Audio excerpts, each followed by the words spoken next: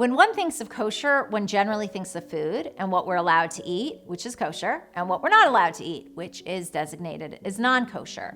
But it truly represents what is proper and what isn't. And even within food and eating, we have to think of that in a broader context. It's related to what we should and shouldn't be consuming and internalizing and allowing to become part of ourselves.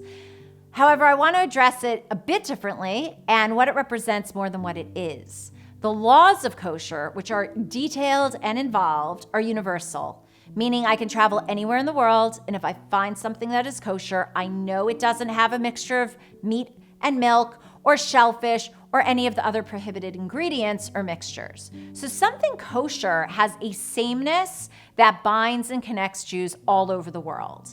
And yet the word kosher is etymologically related to the word kishronot, which means talents or abilities. This is the idea of individuality within unity. All kosher food abides by the same laws, and yet the food itself can span all different types of flavors and textures and colors. There's Indian kosher food and Chinese kosher food and Israeli kosher food, you name it. And so too, we all need to utilize our unique talents and abilities, and yet also recognize that we are connected and have commonality.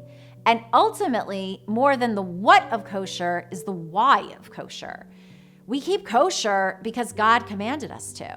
So there's a constant underlying sense of faith and acknowledgement that every single thing I eat, that I consume, that I allow to be internalized and become a part of me, is something that is allowed and something that is abided by these laws that are bigger than me. So even if the kosher food looks the exact same as the non-kosher food, the differences are fundamental and essential.